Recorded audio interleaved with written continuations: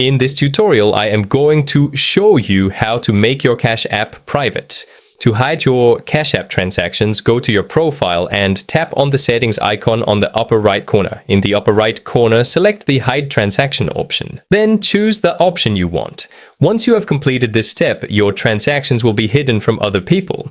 You can even make your conversations private. If you don't want anyone to see your conversations, you can also use a private transfer history feature in Cash App.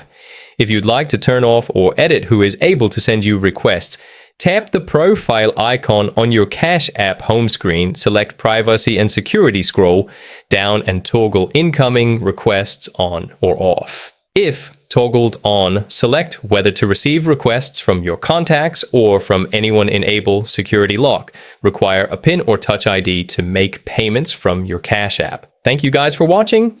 Please don't forget to like and subscribe to our channel for more.